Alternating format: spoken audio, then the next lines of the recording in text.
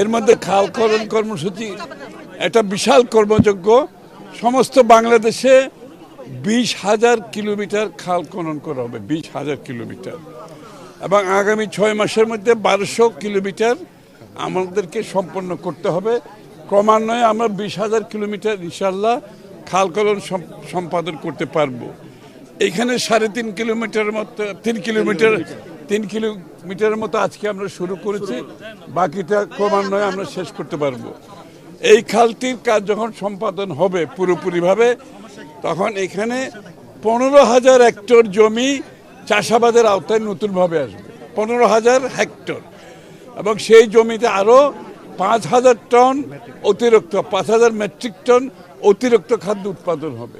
তো আপনারা বুঝতেই পারছেন এটার গুরুত্ব কত বড়, যে এই খাল খনন যখন সম্পাদন হবে 15,000 হেক্টর জমি চাষাবাদের আওতায় আসবে, 5,000 ton metric ton 5,000 metric ton অতিরিক্ত খাদ্য এখানে উৎপাদিত হবে।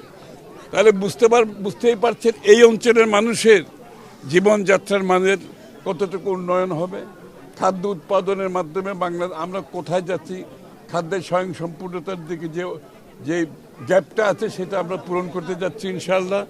এবং তদুপরি এখানে এটার নিষ্কাশনের মাধ্যমে আপনার জলাবদ্ধতা থেকে আমরা মুক্তি পাব, এবং এখানে সেচের যে কাজটা হবে সেটা তো বলাই হয়েছে। সাথে সাথে মাছের চাষও হবে এখানে, এবং খালের দুই পারে আমরা যে বৃক্ষরোপণ করব সেটাও আবার অর্থনীতিতে যথেষ্ট অবদান রাখবে, এই অঞ্চলের মানুষের জীবনযাত্রার মানের উপর যথেষ্ট অবদান রাখবে। এবং জলবায়ু পরিবর্তনের কারণে আমরা যে বিশ্বে ক্লাইমেটের যে ইস্যুটা আছে, সেখানে আমরা এই গাছগুলো লাগানোর পরে আমরা কার্বন ক্রেডিটের মাধ্যমে সেখানেও বাংলাদেশের অর্থনীতিতে একটি বড় ধরনের অবদান রাখবে। সবচেয়ে বড় কথা হচ্ছে এই অঞ্চলের মানুষের জীবনযাত্রার মানের একটা বড় ধরনের পরিবর্তন ঘটবে।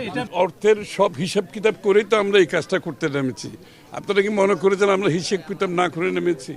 সবগুলো বাজেটেড, কস্টেড অ্যান্ড বাজেটেড, হিসাব কিতাব করা হয়েছে, বাজেট করা হয়েছে, এবং এই জন্য আমরা ক্রমান্বয়ে পুরো প্রকল্পগুলোকে আপনারা দেখছেন প্রত্যেকটা সময়ের উপর আমরা শেষ করতে যাচ্ছি।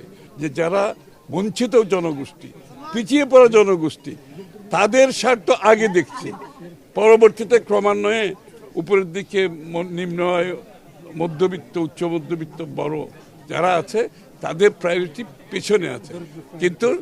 কিন্তু সকলের জন্য যেখানে যে অবস্থায় আছে সকলকে কর্মক্ষম করার জন্য এবং সকলের জীবনযাত্রার মান সহজ করার জন্য, সকলে যাতে অর্থনীতিতে অংশগ্রহণ করতে পারে যার যার অবস্থান থেকে, সেইভাবে আমাদের অর্থনৈতিক কর্মকাণ্ড পরিচালিত হবে ইনশাআল্লাহ। আমরা আশা করি একটা খারাপ সময়ের মধ্যে দিয়ে আমরা যাচ্ছি, অর্থনৈতিকভাবে দেশ খুব খারাপ অবস্থায় আছে আপনারা জানেন, এর মধ্যে আবার যুদ্ধ লেগেছে, এর মধ্যে এনার্জি ক্রাইসিস হয়েছে, এর মধ্যেও কিন্তু আমরা আমাদের কাজ চালিয়ে যাচ্ছি, কিছু থেমে নেই, কিন্তু আমরা চালিয়ে যাচ্ছি, চালিয়ে যাব, এবং আশা করি বাংলাদেশের মানুষের যে প্রত্যাশা নিয়ে, যে আস্থা নিয়ে, যে আমাদের উপর বিশ্বাস নিয়ে আমাদেরকে নির্বাচিত করেছে, আমরা বাংলাদেশের জনগণের মানুষের সেই প্রত্যাশা পূরণ করতে পারব।